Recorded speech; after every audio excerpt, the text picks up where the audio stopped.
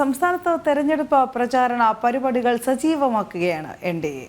നരേന്ദ്രമോദി സർക്കാരിന്റെ മികച്ച പ്രവർത്തനം ലോക്സഭാ തെരഞ്ഞെടുപ്പിൽ എൻ.ഡി.എക്ക് മുതൽക്കൂട്ടാകുമെന്ന് ബി.ജെ.പി കേരള പ്രഭാരി പ്രകാശ് ജാവ്ദേക്കർ.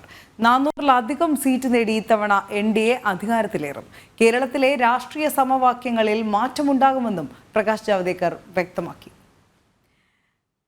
ശാലിനി കൂടുതൽ വിവരങ്ങളുമായി ചേരുന്നുണ്ട്. ശാലിനി, എൻ.ഡി.എ മുൻപില്ലാത്ത വണ്ണമാണ് ഇത്തവണ പ്രചാരണം കൊഴുപ്പിച്ചിരിക്കുന്നത് എല്ലാ മണ്ഡലങ്ങളിലും. ഈ കേരള പ്രഭാരി കൂടിയായ പ്രകാശ് ജാവ്ദേക്കർ അദ്ദേഹത്തിന്റെ വാർത്താ സമ്മേളനം അല്പസമയം മുമ്പ് തിരുവനന്തപുരത്ത് ഉണ്ടായിരുന്നു. എന്തൊക്കെയാണ് അദ്ദേഹം പറഞ്ഞത്?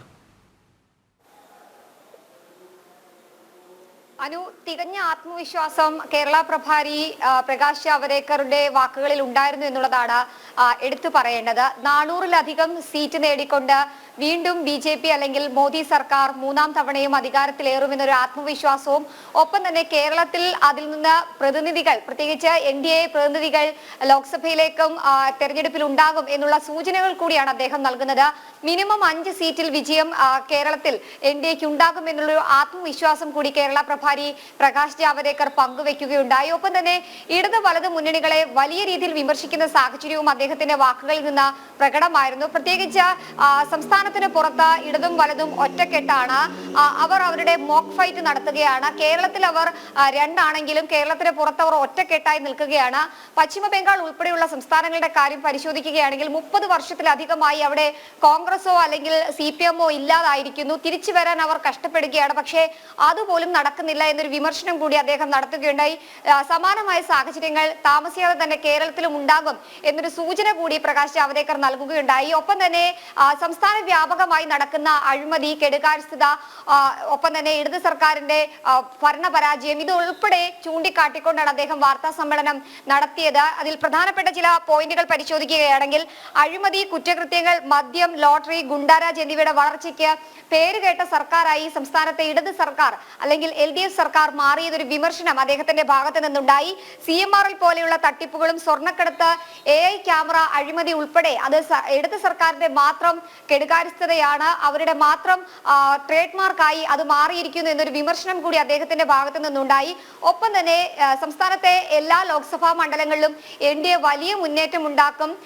10ഓളം സീറ്റുകളിലേക്ക് വിജയം കൈവരിക്കാൻ, അതായത് പ്രധാനമന്ത്രി പറഞ്ഞ 2 അക്കം തൊടാനുള്ള തീവ്ര ശ്രമം ബി.ജെ.പിയുടെ ഭാഗത്ത് നിന്ന് നടക്കുന്നുണ്ട്. പ്രതീക്ഷകളും അത്തരത്തിൽ തന്നെയാണ്. പക്ഷേ മിനിമം ഒരു 5 സീറ്റെങ്കിലും നേടാനുള്ള ഉറപ്പ് അല്ലെങ്കിൽ നേടുമെന്നുള്ള ഒരു ആത്മവിശ്വാസം കൂടി അദ്ദേഹം പങ്കുവെക്കുകയുണ്ടായി. എന്തായാലും എൻ.ഡി.എയുടെ നേതാക്കന്മാർ ഒപ്പം തന്നെ വലിയ രീതിയിലുള്ള പ്രതീക്ഷയിലാണ്, പ്രചാരണം കൊഴുക്കുകയാണ്.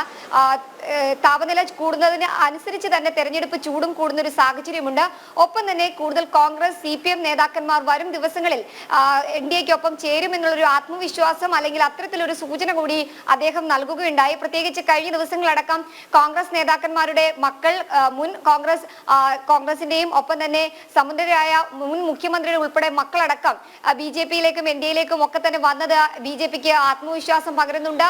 ഇതടക്കം ചൂണ്ടിക്കാട്ടിക്കൊണ്ടാണ് കൂടുതൽ നേതാക്കന്മാരും പ്രവർത്തകരും ഉടൻ തന്നെ ഒരുപക്ഷെ തെരഞ്ഞെടുപ്പിന് മുൻപ് തന്നെ ബി.ജെ.പിയിലേക്ക് എത്തും എന്നുള്ള സൂചന കൂടി അദ്ദേഹം നൽകിയത്. എന്തായാലും വളരെ ശക്തമായ ത്രികോണ മത്സരങ്ങളാണ് എല്ലാ ലോക്സഭാ മണ്ഡലങ്ങളിലും നടക്കുന്നതെന്നും അദ്ദേഹം വ്യക്തമാക്കിയിട്ടുണ്ടല്ലോ. ശാലിനി, മാത്രമല്ല പ്രധാനമന്ത്രി നരേന്ദ്രമോദിയുടെ ഓരോ കേരള സന്ദർശനവും പ്രവർത്തകർ നൽകുന്ന ആവേശത്തിന് കൈയും കണക്കുമില്ല എന്ന് തന്നെ എടുത്തു പറയേണ്ടിയിരിക്കുന്നു. ഈ വെള്ളിയാഴ്ച പത്തനംതിട്ടയിൽ അദ്ദേഹം വന്നപ്പോൾ നമ്മളത് നേരിട്ട് കണ്ടതാണ്. ഇനി ഒരു ദിവസം കൂടി കഴിഞ്ഞു കഴിഞ്ഞാൽ ചൊവ്വാഴ്ച അദ്ദേഹം പാലക്കാട്ടേക്ക് എത്തുന്നുമുണ്ട്. അനു, അത് തന്നെയാണ്. കാരണം ഈ ഒരു ഞാൻ സൂചിപ്പിച്ചതുപോലെ ലോക്സഭാ തെരഞ്ഞെടുപ്പ് പ്രഖ്യാപനത്തിന് മുൻപാണ്, അല്ലെങ്കിൽ അതിന്റെ സ്ഥാനാർത്ഥികളെ NDA സ്ഥാനാർത്ഥികളെ പ്രഖ്യാപിക്കുന്നതിന് മുൻപാണ് പ്രധാനമന്ത്രി അവസാനമായി തിരുവനന്തപുരത്ത് എത്തിയത്. അതിനുശേഷം അദ്ദേഹം പത്തനംതിട്ടയിൽ എത്തിയപ്പോഴും ആ ഒരു പ്രവർത്തനം, പ്രവർത്തകരുടെ ആത്മവിശ്വാസം ഒക്കെ NDA ക്യാമ്പുകൾക്ക് വലിയ രീതിയിൽ ലഭിച്ചിട്ടുണ്ട്. ഇനിയിപ്പോൾ ചൊവ്വാഴ്ചയാണ് അദ്ദേഹം പാലക്കാട്ടേക്ക് എത്താൻ പോകുന്നത്. അദ്ദേഹം മുന്നോട്ട് വെച്ച പദ്ധതികൾ, കേരളത്തിന് നൽകുന്ന ഗ്യാരണ്ടികൾ, ഉറപ്പുകൾ ഇത് എണ്ണി പറഞ്ഞു തന്നെയാണ് അദ്ദേഹം ഓരോ വേദികളിലേക്കും എത്തുന്നത്. പ്രധാനമന്ത്രി മാത്രമല്ല, കൂടുതൽ കേന്ദ്ര നേതാക്കന്മാരും ഈ തെരഞ്ഞെടുപ്പിന്റെ രണ്ടാം ഘട്ട പ്രചരണത്തിനായി കേരളത്തിലേക്ക് എത്തുമെന്നുള്ളതാണ് BJP സംസ്ഥാന നേതൃത്വം ഒക്കെ തന്നെ വ്യക്തമാക്കുന്നത്. എന്തായാലും ആവേശത്തോടെയുള്ള ഒരു തെരഞ്ഞെടുപ്പ്, ആത്മവിശ്വാസത്തോടെയുള്ള ഒരു വോട്ടെടുപ്പ്, അത് തന്നെയാണ് NDA ക്യാമ്പുകൾ നടത്തുന്നത്. NDAയുടെ പ്രവർത്തനവും അത്തരത്തിൽ തന്നെയാണ്.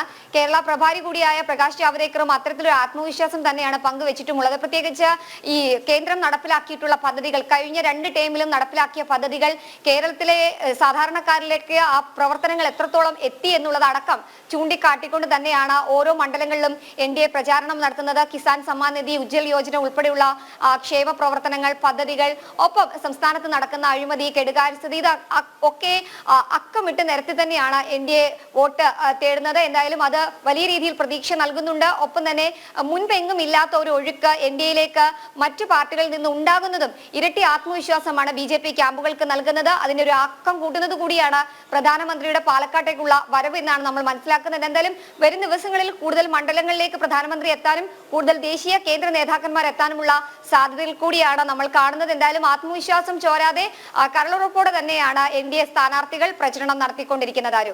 അതുപോലെ തന്നെ ഒന്നുകൂടി, കാരണം നേരത്തെ നമ്മൾ പല ആവർത്തി ചൂണ്ടിക്കാട്ടിയതുപോലെ തന്നെ ഈ 5 വർഷങ്ങൾക്ക് മുൻപുള്ള തെരഞ്ഞെടുപ്പ് കളവും ഇത്തവണത്തെ തെരഞ്ഞെടുപ്പ് രംഗവും തമ്മിൽ സംസ്ഥാനത്തിനകത്ത് വലിയ രീതിയിൽ മാറ്റം സംഭവിച്ചിട്ടുണ്ട്. പലപ്പോഴും ഈ LDF UDF നേതാക്കൾക്ക് അത് ഒളിഞ്ഞും തെളിഞ്ഞുമായി എടുത്തു പറയേണ്ട ഒരു സാഹചര്യം കൂടി ഉണ്ടായിരുന്നു. നമ്മൾ കണ്ടതാണ് കഴിഞ്ഞ ദിവസം EP ജയരാജൻ അദ്ദേഹത്തിൻ്റെ LDF സ്ഥാനാർത്ഥികളുടെ ഏറ്റവും പ്രധാനപ്പെട്ട എതിരാളികളായി BJP സ്ഥാനാർത്ഥികൾ തന്നെയാണ് എന്ന് പറഞ്ഞ അവസ്ഥ വരെ ഉണ്ടായിട്ടുണ്ട്.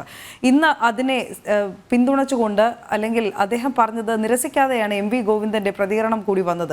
ഈ ഒരു സാഹചര്യത്തിൽ ഈ NDA മികച്ച സ്ഥാനാർത്ഥികളെ നിർത്തുന്നുണ്ടാകാം എന്നതായിരുന്നു ഇന്ന് MV ഗോവിന്ദൻ്റെ പ്രതികരണം. ഈ സ്ഥാനാർത്ഥി തെരഞ്ഞെടുപ്പിൽ NDA ഇത്തവണ മറ്റു മുന്നണികളെ വെല്ലുന്നൊരു പ്രകടനം കേരളത്തിനകത്ത് കാഴ്ചവെക്കുകയുമുണ്ടായി. അത് തന്നെയാണ്, ശക്തരായ സ്ഥാനാർത്ഥികൾ ശക്തരായ മണ്ഡലത്തിൽ ഉണ്ട് എന്നുള്ളതാണ് ഏറ്റവും പ്രധാനപ്പെട്ട കാര്യം. NDAയുടെ A ക്ലാസ് മണ്ഡലങ്ങൾ നമ്മൾ പരിശോധിക്കുകയാണെങ്കിൽ തിരുവനന്തപുരം, ആറ്റിങ്ങൽ ഉൾപ്പെടെയുള്ള പാലക്കാട്, തൃശ്ശൂർ അടക്കമുള്ള A ക്ലാസ് മണ്ഡലങ്ങളുണ്ട്.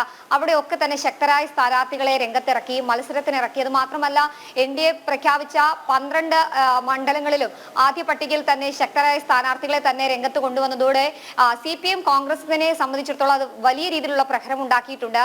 അത് സമ്മതിക്കുന്നത് കൂടിയാണ് CPMന്റെ ഉന്നത നേതാക്കന്മാരുടെയും ഒപ്പം തന്നെ സംസ്ഥാന സെക്രട്ടറി, LDF കൺവീനർ ഉൾപ്പെടെയുള്ളവരുടെ പ്രതികരണം എന്നുള്ളതാണ്. കാരണം ഒരു ഭരണവിരുദ്ധ വികാരം അല്ലെങ്കിൽ അത്തരത്തിലൊരു വോട്ട് ഉണ്ടാകുന്നുണ്ട് സംസ്ഥാനത്ത്. പ്രത്യേകിച്ച് ഈ അഴിമതി, കെടുകാര്യസ്ഥത, ക്ഷേമ പെൻഷൻ നൽകാതെയുള്ള അവസ്ഥ, സാധാരണക്കാരുടെ പൊതുവികാരമൊക്കെ സർക്കാരിനെതിരായി നിൽക്കുന്ന ഒരു സാഹചര്യമുണ്ട്. അതും ഒപ്പം തന്നെ ഈ NDAയുടെ ശക്തരായ നേതാക്കന്മാർ വരുന്നത് കൂടിയാകുമ്പോൾ കൂടുതൽ പ്രഹരം CPM ക്യാമ്പുകൾക്ക് ഉണ്ടാകുമെന്നുള്ളതിൽ സംശയമില്ല. അതുകൊണ്ട് തന്നെയാകാം ഇത്തരത്തിലുള്ള മറുപടികളും പ്രതികരണങ്ങളും ഒക്കെ തന്നെ അവരുടെ ഭാഗത്ത് നിന്ന് വരുന്നത്. നമ്മൾ കണ്ടതാണ് തിരുവനന്തപുരം, ആറ്റിങ്ങൽ ഉൾപ്പെടെ സംസ്ഥാന തലസ്ഥാനത്തിന്റെ 2 മണ്ഡലങ്ങൾ, നിർണായകമായിട്ടുള്ള 2 മണ്ഡലങ്ങളിലും മത്സരിക്കുന്നത് കേന്ദ്രമന്ത്രിമാരാണ്. കഴിവ് തെളിയിച്ച 2 കേന്ദ്രമന്ത്രിമാരെ തന്നെയാണ് തലസ്ഥാനത്ത് ഇറക്കിയിരിക്കുന്നത്. സംസ്ഥാനത്തിന്റെ തലസ്ഥാനത്ത് നിന്നും രാജ്യ തലസ്ഥാനത്തേക്ക് ആര് പോകുമെന്നുള്ള ഒരു ചോദ്യമൊക്കെ തന്നെ ഉയരുന്ന ഒരു സാഹചര്യമുണ്ട്. മുൻപൊക്കെ CPMന്റെ നേതൃത്വം അല്ലെങ്കിൽ അവരുടെ ക്യാപ്സ്യൂളുകൾ എന്ന് പറയുന്നത് കോൺഗ്രസും LDFും തമ്മിലാണ്, അല്ലെങ്കിൽ UDFും LDFും തമ്മിലാണ് പോരാട്ടം, ചിത്രത്തിലെ NDA ഇല്ല എന്നുള്ള രീതിയിലാണ്. പക്ഷെ ഇത്തവണ അവർ തന്നെ സമ്മതിക്കുകയാണ് ശക്തമായ ത്രികോണ മത്സരമാണ്, അല്ലെങ്കിൽ CPMും NDAയും തമ്മിലുള്ള നേരിട്ടൊരു പോരിലേക്ക് പല മണ്ഡലങ്ങളും എത്തുന്നു എന്നുള്ളൊരു കാര്യം അവർ തന്നെ സമ്മതിക്കുകയാണ്. എന്തായാലും അതടക്കമുള്ള കാര്യങ്ങൾ NDA ക്യാമ്പുകൾക്ക് ഊർജ്ജം പകരുന്നതാണ്, ശക്തി പകരുന്നതാണ്. പ്രചാരണം വളരെയധികം കൊഴുക്കുകയാണ്. ആദ്യഘട്ട പ്രചാരണത്തിലാണ് എല്ലാ നേതാക്കന്മാരും എല്ലാ സ്ഥാനാർത്ഥികളും എന്നുള്ളതാണ് ഏറ്റവും ശ്രദ്ധേയമായിട്ടുള്ള കാര്യം. ഒപ്പം തന്നെ വാക്ക് പാലിച്ചുകൊണ്ട് ഉറപ്പുകൾ നടപ്പാക്കിക്കൊണ്ട് NDAയുടെ സ്ഥാനാർത്ഥികൾ കൂടി മുന്നോട്ട് വരുന്നത് CPMന്റെയും ഒപ്പം തന്നെ UDFന്റെയും ക്യാമ്പുകൾക്ക് ഇരട്ടി പ്രഹരം വരും ദിവസങ്ങളിലും ഉണ്ടാക്കുമെന്നതിൽ സംശയമില്ല. ശരി, S ശാലിനിയാണ് വിശദമായ റിപ്പോർട്ട് നൽകിയത്.